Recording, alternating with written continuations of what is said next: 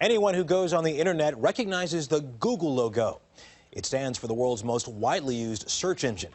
And you'd have to search far and wide to find employees who get a better deal than Google's. Our cover story is reported by John Blackstone.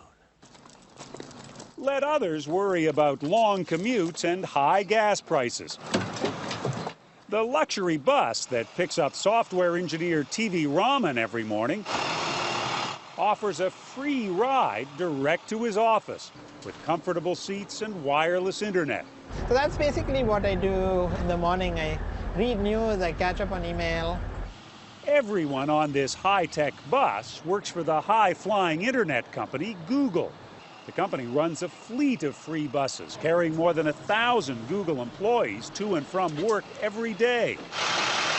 The bus is especially helpful for Raman. Blind himself, he creates programs to turn websites into words. Search results 1.2. After the free ride to work comes the free breakfast in a Google cafe. If you're focused on what you do and you're sort of an intellectual, you're a geek, you're a nerd, the fact that somebody automatically feeds you it sort of keeps you focused on what you do. The care and feeding of intellectuals, geeks, and nerds may well be the key to Google's success.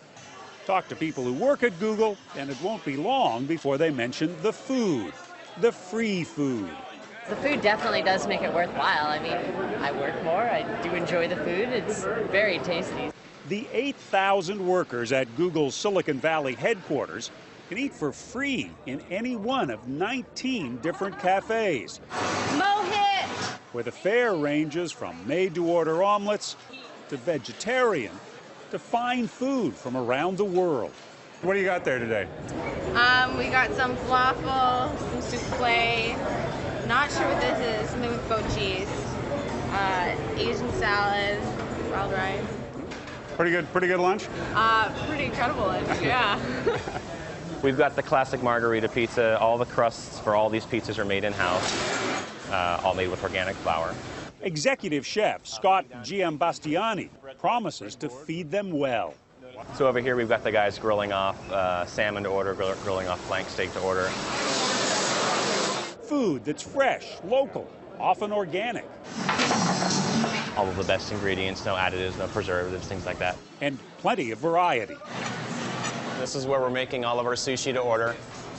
Franklin, how many rolls you put out a day? 200. 200 rolls. 200, wow.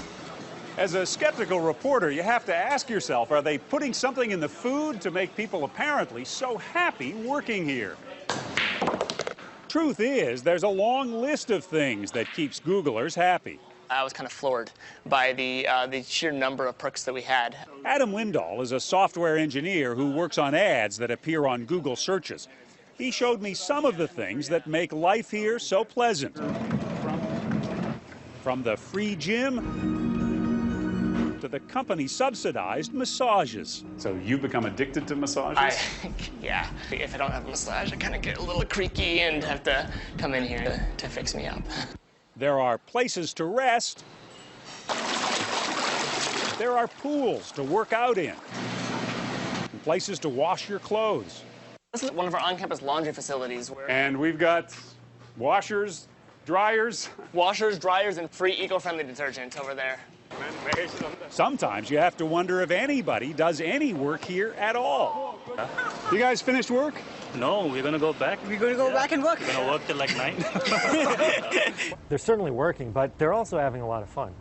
Laszlo Bach is vice president of what Google calls people operations, human resources anywhere else. One of the things we believe is that you want to make an environment that's efficient for people so that in their personal lives they can live and enjoy and have a great time, and when they're working they can focus on getting their work done. To be sure, many Google perks serve the company at least as much as they serve the employees, says Jeffrey Pfeffer of the Stanford Business School. Some of that is done, of course, to keep people on the campus and working. So some of this is just, you know, if you don't have to go anywhere to get your dry cleaning done or your car serviced or food, you'll be more productive, in part because you won't be diverted by doing all these other things, and in part because you'll be at work more. Jen Mazon, a product manager for Google Docs, an online word processor, could be seriously diverted by her 19-month-old twin boys. But Google gave her 8 months of maternity leave, much of it fully paid. That was a big deal. That was an absolutely big deal. And there are a lot of women that I know who you know, kind of had to go back after 6 weeks. And I just think about that, and my jaw drops, and I kind of get heart palpitations, and I feel incredibly lucky. I'm gonna get you. I'm gonna get you. Now her sons and 4.5-year-old daughter are in Google's subsidized daycare program. That's one place where Google's perks ran into trouble recently, when the company proposed a steep fee increase. The prices started out pretty low, and then they went up, and now they're actually affordable again. So at one point I thought I might have to pull my kids out, just because I thought I wouldn't be able to afford it. But I think, you know, they listened to folks, and so they reduced the prices again, and now it is affordable, so I can keep my kids in. So that's nice. Google's Laszlo Bock admits there are business considerations behind all the perks. We sort of have a bit of a social engineering perspective on it. The cafes, for example, are designed to get employees from different parts of the company talking to each other, brainstorming. We'll put that link there. Could be the first link. We watch the length of the lunch lines, and we want them not so short that people don't have chances to interact, but not so long that you waste time. So we try to think a lot about how do you create these interesting moments where people come up with great ideas. The real key to Google's success may be that when employees do have great ideas, the company listens. It needs to map a load and store to a variable declaration. Lots of organizations talk about giving power to frontline people and the skilled people that they hire. Google actually does it. Google employees have goals they are expected to reach, but they're given lots of freedom in getting there. We don't have a set time when people come in. If you come here at 9 in the morning, the parking lot's still half empty.